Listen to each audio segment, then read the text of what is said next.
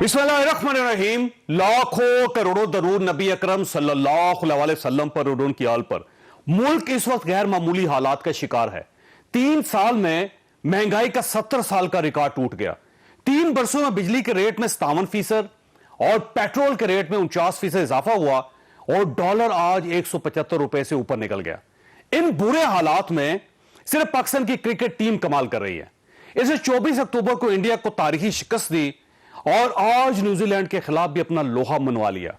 क्या ये छोटी सी खुशखबरी मुल्क को बड़े बड़े बहरानों से निकाल सकती है? मेरा ख्याल है नहीं, क्योंकि मुल्क को इस वक्त सिर्फ एक ही चीज बहरानों से निकाल सकती है और वो चीज है बर वक्त फैसले।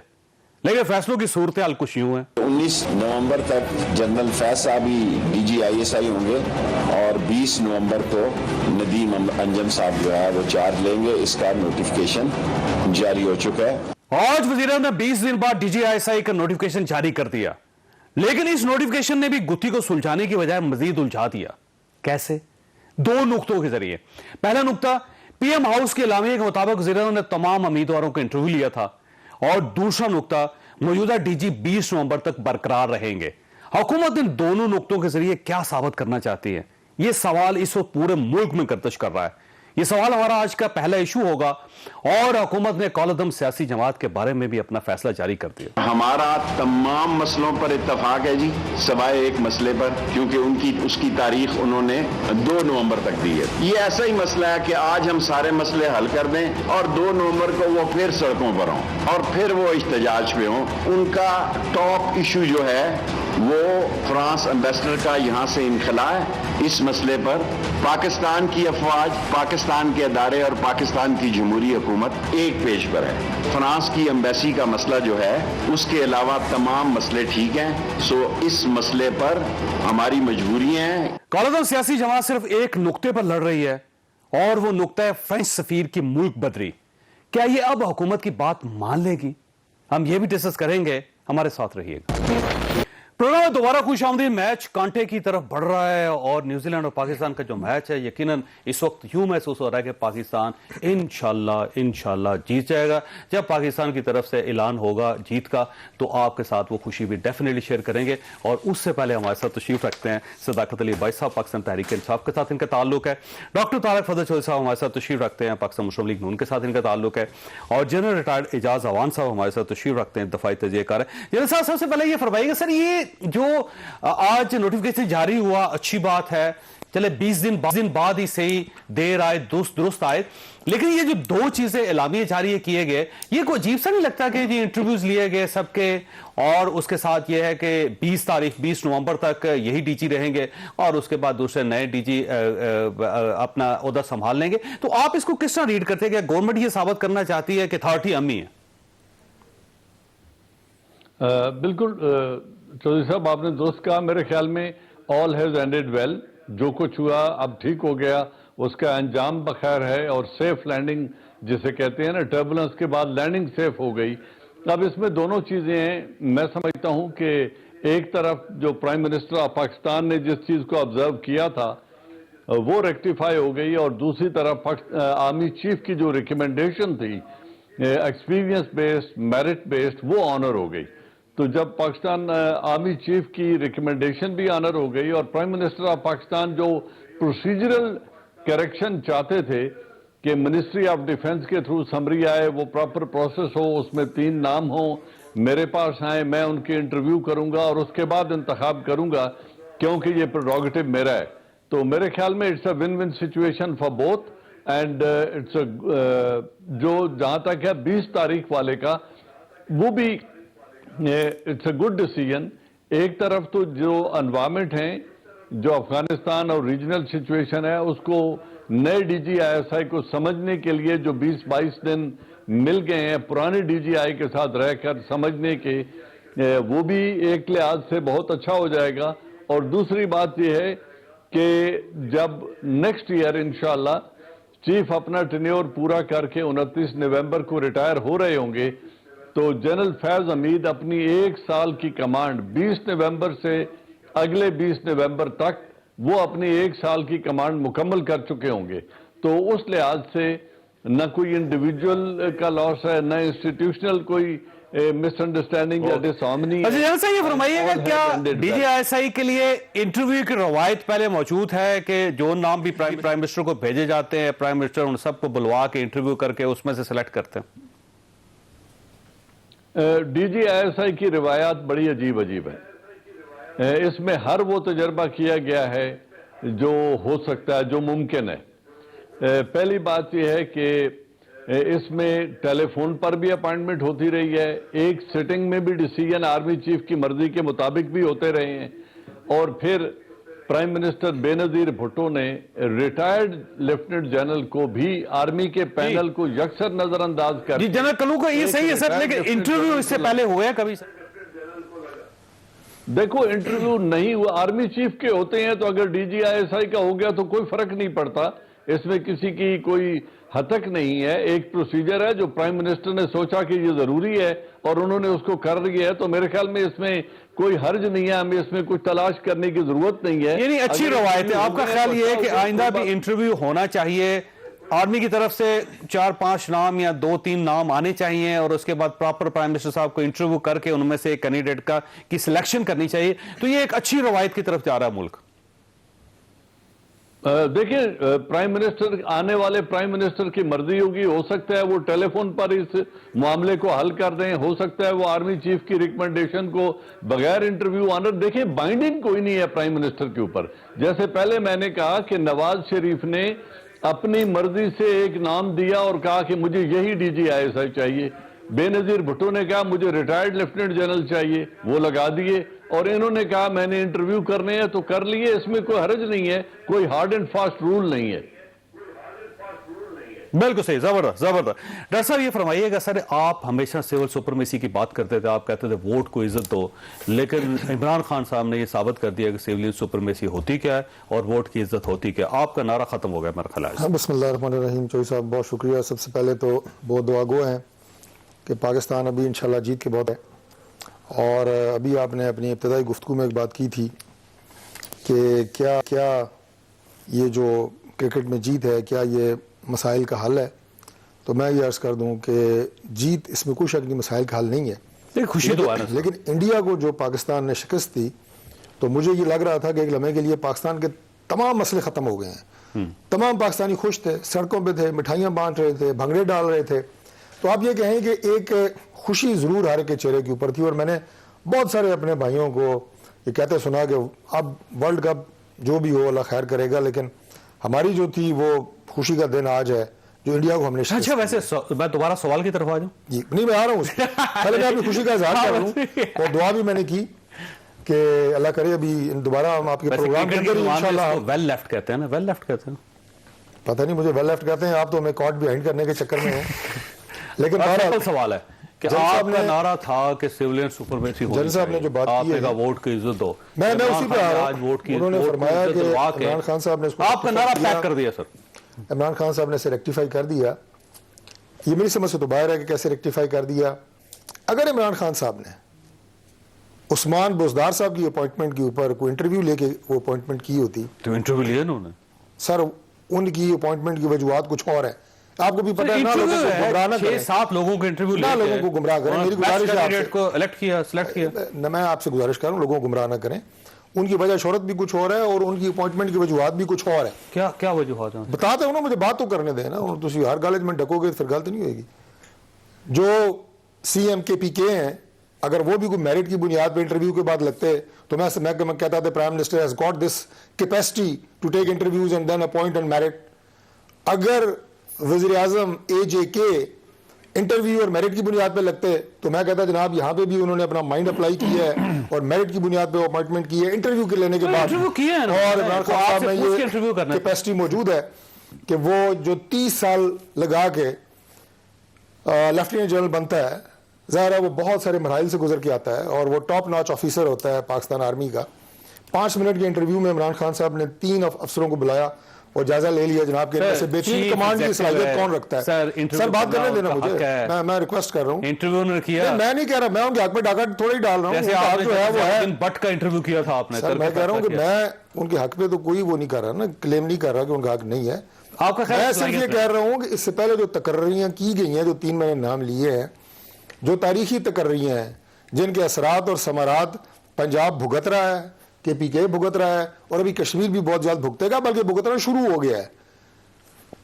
تو پھر تو میں کہتا, لیکن بہرحال آپ کا میں خیال پھر ہے یہ کہ کہوں یہ گا, فیصلہ عمران یہ خان کا فیصلہ فرض ہے؟ میرے حساب سے کہ جب DG ISPR کی 6 اکتوبر کی یہ اناؤنسمنٹس ہوئی تھی تقرریوں کی, اگلے دن یہ تقرریاں ہو جانی چاہیے تھی. تو اس آج کی وجہ سیٹل کر دیا نا بتاتا سر ہوں انہوں نے. سر, اس کی وجہ بتاتا ہوں نا. تقریباً ہر ٹاک شو میں نے اس موضوع کو ڈسکس ہوتے دیکھا, آپ کے اس پروگرام میں بھی میں شریک تھا, آپ نے پورا گھنٹہ اس پہ گفتگو کی, ہر اینکر نے کی, ہر ہمارے میڈیا پرسن نے اپنی وی لاگ کیے. میں نے سنا نہیں, لیکن مجھے پتہ لگا کہ انڈیا کے بھی لوگوں نے اس پہ تبصرے کیے. اس کی نوبت کیوں آئی؟ اگر آپ نے 6 کو, میں مثال دیتا ہوں, 6 کو اگر آپ نے انٹرویو چاہیے تھے, 7-8 کو کر لیتے, 9-10 کو نوٹیفیکیشن ہو جاتا. اسے آپ کبھی بھی جھٹلا نہیں سکتے اس حقیقت کو کہ غیر ضروری تاخیر ہوئی ہے اس میں. اور سمری جو ہوتی ہے نا, میں خود فیڈرل منسٹر رہا ہوں, پرائم منسٹر کو سمری گھنٹوں میں جاتی ہے, ہفتوں میں نہیں جاتی.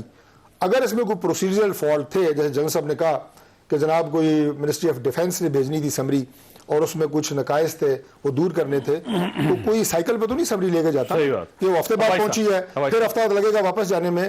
تو آپ اس بات کو نہیں جھٹلا سکتے کہ حکومت کی اس ایشو کی ٹیکلنگ میں غلطی ہے, غیر ضروری تاخیر ہے جو کہ نہیں ہونی چاہیے تھی. لیکن بہرحال آل از ویل دیٹ اینڈز ویل. ویسے یہ فرمائیے کہ سر, یہ ابھی تک لوگ منطق سمجھنے کی کوشش کر رہے ہیں کہ جو کام آسانی سے ہو سکتا تھا اور بڑی جلدی ہو سکتا تھا, تو اس میں اتنا زیادہ کنفیوژن, اتنا زیادہ قیاس پھیلانے کی کیا ضرورت تھی؟ 6 اکتوبر کو جب یہ فیصلہ ہوا تو آپ 7 اکتوبر کو 8 اکتوبر کو اس کو ریکٹیفائی کر دیتے, نوٹیفائی کر دیتے. لیکن اتنا لمبا کرنا, لنگران کرنا, اور پھر اگر آپ نے وہی فیصلہ کرنا تھا تو یہ 20 دن آپ قوم کے ضائع کرنے کی کیا ضرورت ہے؟ جو سر, بہت شکریہ آپ نے اپنے پروگرام کے لیے بلایا. پہلی تو بات ہے کہ یہ ایک ایشو جو تھا اپوزیشن نے, کوئی میڈیا نے اٹھایا ہوا تھا, آج وہ ایمیکیبلی ریزالو ہو گیا.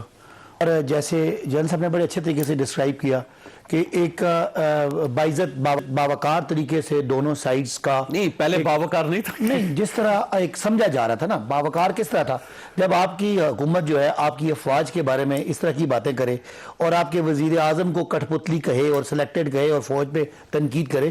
اس طرح کے ماحول میں تو ہر بندے کو اپنا وقار ذرا ٹھیک نہیں نظر آتا تھا. تو ایک چیز ہے آپ نے یہ تاثر ختم کر دیا. میں تاثر کی بات نہیں کر رہا, میری بات پوری مجھے کرنے دیں. میں یہ کہہ رہا ہوں کہ ایک چیز ہوئی, اس میں کوئی 2 اداروں کا آپس میں ایک ماضی کا ایک ریلیشن شپ ہے, سول ملٹری ریلیشن شپ کی ایک بڑی کھٹا میٹھا ایک اس کی بیک گراؤنڈ ہے. اس حالات سے تھوڑی سی بات آئے تو ایک دم سے لوگوں نے اس میں بہت ساری کیا سرائیاں تھیں. لیکن جو وزیر اعظم لیول کا آدمی ہوتا ہے یا جو آرمی چیف لیول کا آدمی ہوتا ہے, اس کو اتنی پرواہ نہیں ہوتی کہ لوگ سڑکوں پہ کیا بول رہے ہیں. وہ اپنے ادارے, اپنی اوور آل جو ادارہ کا انٹرسٹ ہے اس کو مد نظر رکھ کے فیصلہ کیا. اگر وزیر اعظم نے فیل کیا کہ پروسیجر کوئی اس میں چیز رہ گئی ہے, پروسیجر اسی میں تھا, باقی چیزیں جو آپ کو بغیر باقی چیزوں کو بھی آپ کو میرا خیال ہے چیئرمین نیب کا معاملہ, آپ نے پروسیجر کو نہیں فالو کیا سر. کیسے فالو نہیں کیا؟ سر ان کی ایکسٹینشن بنتی نہیں ہے. نہیں, وہ آرڈیننس کے ذریعے آپ نے ایکسٹینشن کی اور اس کے بعد واپس کے. اگر ہمارے پاس کسی قانون کو ترمیم کرنے کی, آرمی چیف کی ایکسٹینشن کے پہلے مجھے پچھلی کا بات کریں, میں آگے اس پہ کروں نا. تو یہ ساری باتیں آپ نے میں یہ کہہ رہا ہوں نا, یہ ایک بات کا بتنگڑ بنانا. اور اچھا چلے ایک بات ہوئی, جو بھی مسئلہ ہوا آج مسئلہ حل ہو گیا. چوہدری صاحب ایک بات ہے, آپ میں چلے کوئی اور بات کرتے ہیں. بہت سارے لوگ آج اس سارے مسئلے میں ایکسپوز بھی ہوئے, وہ سیویلین سپریمیسی کے نعرے مارنے والے. آپ کو دیکھا نا کیسے انہوں نے اپنے سی وی تیار کر لیے. انہوں نے کہا جی کوئی شاید جھگڑا پڑ گیا ہے, اور یہ تو خود آپ کو پتا ہے آپ نے سیویلین سپریمیسی پھر ثابت کی. نہیں, میں تو بات ہی نہیں کر رہا, میں تو یہ کہہ رہا ہوں ایک طرف سیویلین سپریمیسی کا نعرہ مارنے والے آج اس ایشو کے ریزالو ہونے پہ دے سٹینڈ بیڈلی ایکسپوزڈ. میں یہ کہنا چاہ رہا ہوں کہ ان کا سویلین سپریمیسی, ووٹ کو عزت دو, وہ سارا بلند و بانگ دعوے. شہباز صاحب پتہ ہے پرسوں کیا کہتے ہیں جو ہم میں سے کسی نے جلسے میں اگر فوج کے بارے میں غلط بات کی, اس کا تعلق نون لیگ سے نہیں ہے. پتہ کس نے کہا تھا؟ نواز شریف نے. انہوں نے نواز شریف کو یہ سارا دیکھیں 20 دنوں کے اندر سر ایسی مجھے بتا دیں کیا نقصان ہو گیا, مجھے بتا دیں کسی کی کوئی ریٹائرمنٹ ہو گیا, کوئی ایشو بنا ہے. یہ صرف ایک ہاٹ ٹاپک تھا آپ کو حکومت کے خلاف بات کرنے کے لیے, گورنمنٹ نے کریٹ کیا. اس کے علاوہ کوئی ایشو نہیں ہے. دیکھیں نا کس قسم کی انفارمیشن باہر نکلی. کیا ہوا؟ پرائم منسٹر صاحب نے کہا کہ میں ربر سٹیمپ نہیں ہوں, میں ثابت کروں گا کہ اپنے فیصلے خود کرتا ہوں. کوئی ایسی بات نہیں ہے سر. یہ کیبنٹ کے اندر منسٹروں سے کہا, یہ پھر انہوں نے کہا کہ میں ثابت کروں گا. ایک گوسپ ہے, ایک گلی محلے کی بات ہے. گوہر صاحب نے ٹیلی ویژن پر بیٹھ کے کہا انہوں نے واپس لے نا بات ایک تھرے پہ جو بات ہوتی ہے اس کا میں کیا جواب دوں. ملک کی اعلیٰ ترین اپوائنٹمنٹ ہے, اس کو دو ملک کے اعلیٰ ترین عہدیدار بیٹھ کے سوالو کر رہے ہیں, اس کو اگر کوئی ٹھٹا لگائے گا تو میرا خیال ہے اس کو آج منہ کی کھانا پڑی. پاکستان کے ادارے ایک ہی پیج پہ ہیں اور پاکستان اس اداروں کی آپ کو جو معاملات میں لوگ ایکسپوز ہوئے ہیں. فواد چودھری صاحب نے یہ اعلان کیا تھا کہ پروسیجر کو فالو کیا جائے گا, اس کے بعد ظاہر ہے یہ فالو ہو گیا نا, ختم ہو ٹیلی ویژن پہ آیا. اس سے اگلے دن کچھ جرنلسٹوں نے رپورٹ کیا کہ پرائم منسٹر صاحب کینڈیڈیٹس کا انٹرویو کریں گے, اور ساتھ فواد چودھری صاحب کی طرف سے مذمتی ایک ٹویٹ آئی کہ کوئی اس قسم کی بات ہی نہیں ہے اور بلا وجہ اس میں پیالی میں طوفان اٹھایا جا رہا ہے اور زیادتی کی جاتی ہے, اداروں کو لڑایا جا رہا ہے. اور آج پرائم منسٹر صاحب نے یہ کہا اعلامیہ میں کہ ہم نے انٹرویو کیا. صاحب اتنی بڑی کہ لوگوں نے تو شیروانیاں سلوا لی کہ پتہ نہیں ہم وہ میاں صاحب کی وہاں پتہ نہیں لندن میں خفیہ ملاقاتیں میں سلسلہ یہ ہو گیا, خبریں چلنا شروع ہیں. سوالوں کا جواب دے. میں اگر انٹرویو نہیں ہونا تھا تو آج یہ کہنے کی کیا ضرورت ہے کہ ہم نے انٹرویو کیا. میں کہتا ہوں 6 اکتوبر سے لے کے آج تک جس نے بھی جو مذاق اڑایا نا, آج اس کو بالکل شٹ اپ کہتے ہیں. ویسے یہ ڈیسنسی کے ساتھ کہتے ہیں سوال کوئی جواب نہ وزیر اعظم کی طرف سے آیا, نہ وزیر داخلہ وزیر اطلاعات کی طرف سے آیا, نہ فوج کی طرف سے آیا.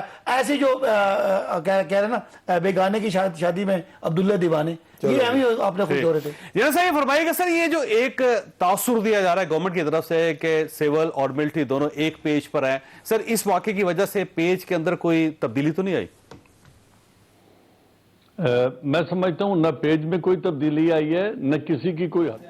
میں پیٹرول سستا دوں گا غریب آدمی کو, میں غریب آدمی کو دال سستی دوں گا, اس کو چینی سستی دوں گا, سنیں اس کو آٹا سستا دوں گا. اس کی وجہ یہ ہے کہ صاحب نالائکوں کی حکومت تھی, ہمارے پاس کوئی ڈیٹا بیس نہیں ہے کہ امیر کون ہے غریب کون ہے, جاوید چودھری کی انکم پروفائل کیا ہے, ڈاکٹر طارق کی کیا اور صداقت کی کیا ہے. آج ہم یہ پروفائلنگ کر رہے ہیں, آنے والی جو بھی حکومت ہوگی اس کو ایک ڈیٹا ملے گا, غریب آدمی کو ٹارگیٹڈ سبسڈی ملے گی. اور یہ جو آپ کا تانا ہے نا, جو میں نے پیسے اکٹھے کیے نا, میں نے لندن فلیٹ نہیں بنانا, میں نے اس کا سرے محل نہیں بنانا, اس پیسے کا انشاءاللہ اس غریب قوم کو ہم نے سبسڈی دینی ہے. اور اسحاق ڈار کو برا کہنا ہے جس نے 5 سال اس ملک کی ایکسپورٹ کو روک کے رکھا, وہ بندہ جس نے ڈالر کو 104 روپے پر رکھا, اس کو برا کہنا ہے. پاکستان اور جو 175 میں لے گیا اس کو اچھا کہنا ہے. سب سے برا اسحاق ڈار نے رکھا.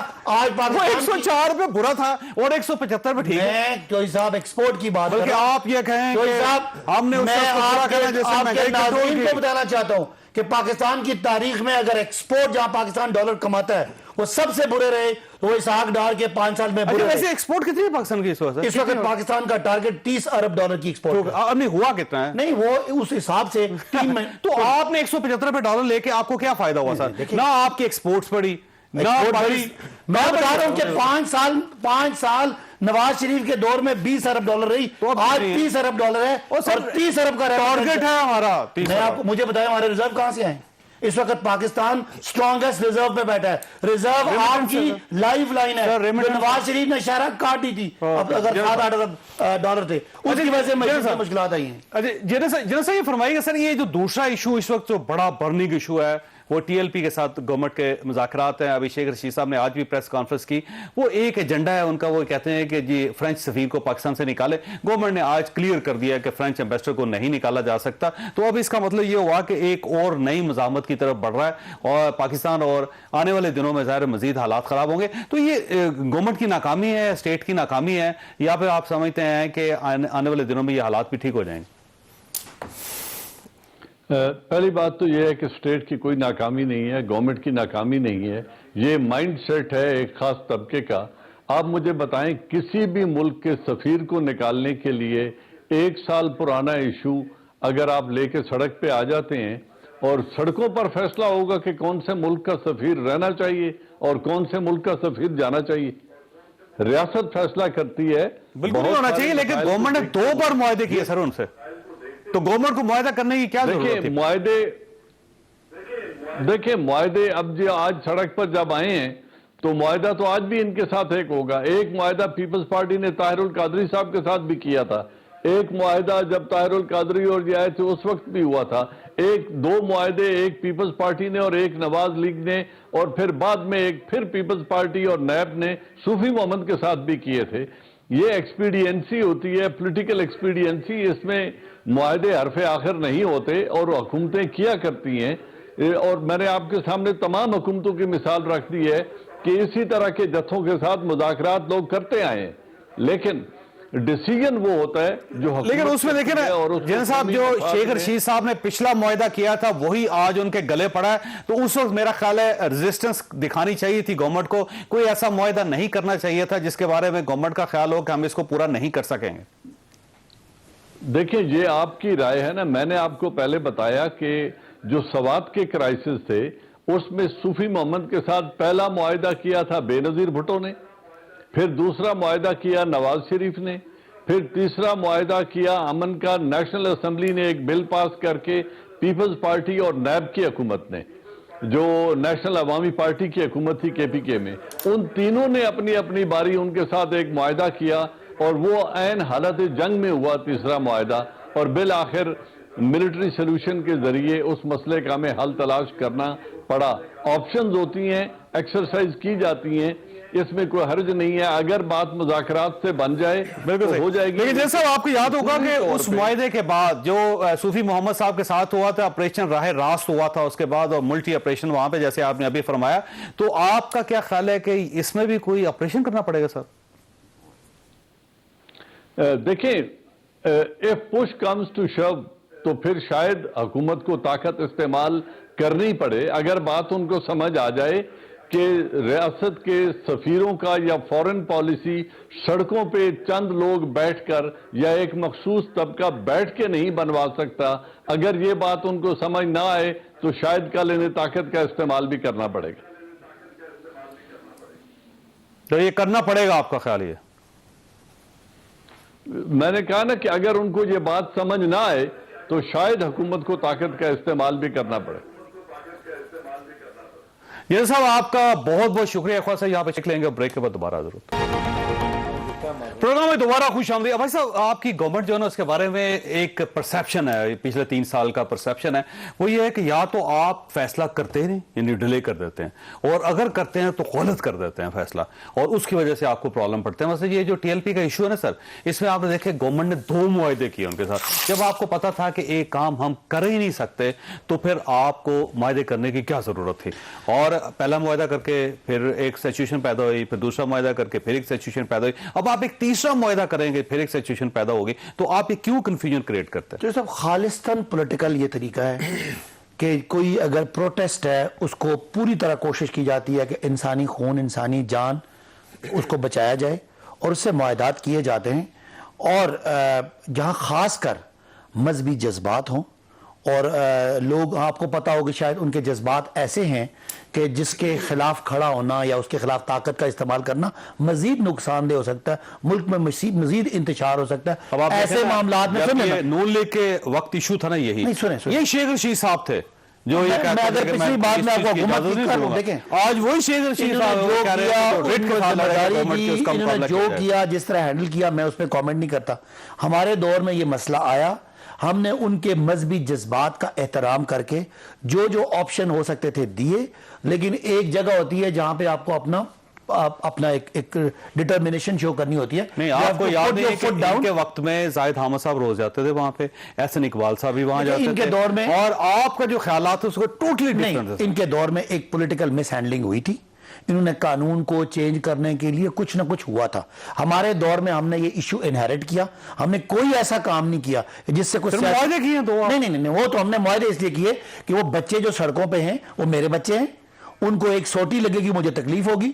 ان کے جذبات میں سمجھتا ہوں کہ مذہبی جذبات ہیں جس کے پیچھے ہمیں اس کا احترام ہے, ہمیں اس ایشو کا احترام ہے, ہمیں نبی پاک کی ناموس کا احترام ہے, لیکن اس کے ساتھ ساتھ ہم کسی آدمی کو بھی یہ اجازت نہیں دیتے کہ وہ وائلنس جو ہے وہ صرف ریاست کا اختیار ہے, اور جو فورن پالیسی ہے وہ ریاست کا اختیار ہے. اس کے باوجود ہم جو نرمی دکھا رہے ہیں, یہ نرمی ہمیشہ ریاست ماں ہوتی ہے اور بچے کو دکھاتی ہے, اور فیوچر میں بھی آپ دکھائیں گے. نہیں, ہم کوشش کریں گے کہ اس ایشو کو ریزالو کرنے کی طرف لے جائیں, اور میں کبھی نہیں چاہوں گا کہ کسی وقت کسی ایسے مذہبی جس کے ساتھ وابستگی لیکن سر ہو اس کے خلاف کوئی پھیل رہی ہے کہ آج گورنمنٹ نے فیصلہ کیا ہے کہ نیگوشیٹ کریں, اگر وہ مانتے ہیں ٹھیک ہے, نہ ہو تو طاقت کا صاحب طاقت کا استعمال ہوتا ہے, لمیٹڈ ہوتا ہے اپنی ریٹ قائم کرنے کے لیے, لیکن میں وہ لاسٹ بندہ ہوں گا جو چاہوں گا کہ نبی پاک کی محبت کرنے والے کسی بندے کو ہم آخری کوشش کریں گے کہ اس کو سوٹی ڈنڈے کے بغیر ہی اس کی کوئی اس کو راضی کر دیا اچھی بات. ڈاکٹر صاحب آپ ان سے سیکھیں کہ ایشوز کو کس طرح سالو کیا جاتا ہے. آپ لوگوں نے مس ہینڈل کیا تو اس وقت بڑا حالات بڑے خراب کر لیے تھے اور اس وجہ سے آپ کو اپنے وزراء کے استعفے بھی لینے پڑ گئے.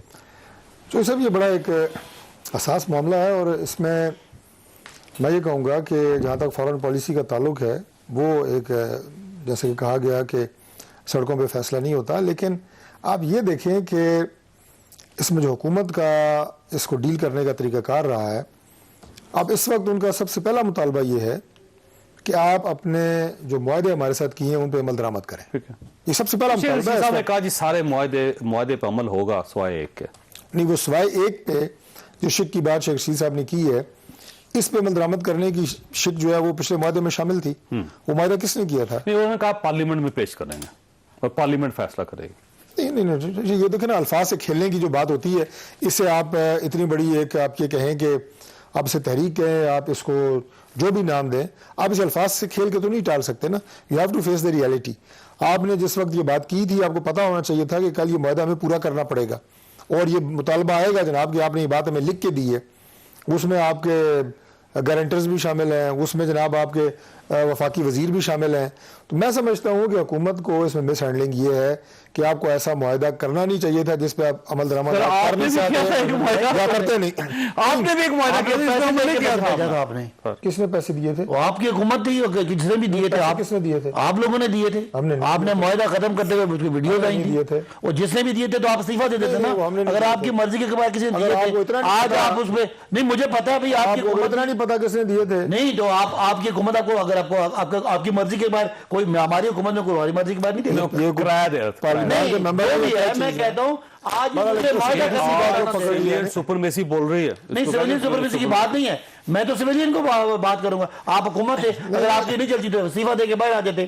آج چلنے کی بات نہیں ہے بھائی صاحب. آپ معاہدہ کریں تو ٹھیک تھا, ہمارا معاہدہ غلط ہو. پاگل پان اور اپنی چیزوں کے ہمیں دوست داندلی کا لیے نا. اچھا یہ فرمائیے گا سر, آپ کا کیا خیال ہے کہ گورنمنٹ کو فرینچ سفیر کو نکال دینا چاہیے اگر انہوں نے معاہدہ کیا ہے ایک تو؟ سر میں نکالنے یا نہ نکالنے کی بات نہیں کہہ رہا, ابھی ہینڈلنگ کی بات کہہ رہے ہیں نا. اور آپ کہہ رہے ہیں جناب مومن بن رہے ہیں جناب, میں سب سے آخری بندہ ہوں گا, میں سب سے آخری بندہ ہوں گا, میں فلاں بندہ ہوں گا. آپ نے ہمارے پہ فائرنگ کی تھی, ہمارے پہ آپ نے شیلنگ کی تھی, ہمیں نالائق لوگ تھے جنہوں نے اس سے پہلے اسے غلط ہینڈل کیا آپ کی حکومت میں. ان نالائقوں کا احتساب کریں, آپ نے اس طرح کے غلط معاہدے کیوں کیے جن پہ آج کہہ رہے ہیں کہ رشید صاحب کیا ہم عمل درآمد نہیں کر سکتے. اور اس معاہدے میں کون سی بات تھی جناب جس پہ عمل درآمد نہیں ہوا, بتائیں. نہیں, مجھے یہ بتائیں کہ جو آپ نے ہمارے ساتھ کیا تھا جب ادھر آپ نے ڈی چوک میں ہمیں ڈنڈے مارے تھے اور گولیاں ماری تھی, وہ پنجابی میں کہتے ہیں جبڑیاں مارنا, جو آپ مار رہے ہیں. نہیں, وہ تو آپ کی مرضی ہے نا. نہیں, مرضی نہیں ہے. بات یہ ہے کہ آپ نے معاہدہ کیا, آپ نے پیسے دے کے بھیجا, وہ ٹھیک تھا. آج ہم معاہدہ کر رہے ہیں تو آپ کو اس میں بھی اپوزیشن کے ساتھ پرامن طریقے سے ایشو کو ریزالو کرنے کے لیے آپ سمجھتے ہیں یہ غلط ہے. مجھے بتائیں آپ کیا کہتے ہیں ان کے اوپر. میں کہہ رہا ہوں کہ آپ اس نالائق آدمی نے ماڈل ڈاؤن میں اس کا احتساب کریں, درود پڑھنے والوں کو ویسے کریں. غلط معاہدہ کیا, نہیں مجھے معاہدہ نہ کرتے تو ماڈل ڈاؤن معاہدہ کیا, گولیاں مار دیتے, آپ عمل نہیں کر سکتے. آپ کو پتا ہے آپ نے 100 لوگوں کو گولیاں ماری تھی. میرا ایک سوال ہے, ہم تو اس کو بچانا چاہ رہے ہیں. آپ نے ابھی جو گولیاں ماری ہیں میں ٹی وی پہ بتاؤں. نہیں پھر آپ بھاگیں گے پروگرام سے. دیکھیں یہ بات بندے آپ نے مارے, آپ نے جا کے جو کیا میں بتاؤں لوگوں کو, آپ نے جا کے مسجد کے اندر. نہیں میں بتاؤں آپ لوگوں نے کیا کیا ابھی. نہیں دیکھیں اس طرح اگر کوئی وائلنس ہوتا ہے, وائلنس کرنے والے, میں یہی تو کہہ رہا ہوں. وقت ختم ہو گیا. خاصا اسٹیٹ ماں کی طرح ہوتی ہے اور ماں کو اپنے بچوں کا خیال رکھنا چاہیے. یہ بات عباس صاحب کی بالکل درست ہے. ایشو جو ہے وہ بیٹھ کے ہی حل ہونے چاہیے. اللہ تعالیٰ آپ اور آپ کے اہل خانہ کو ہر کسی مصیبت سے محفوظ رکھے. اللہ حافظ.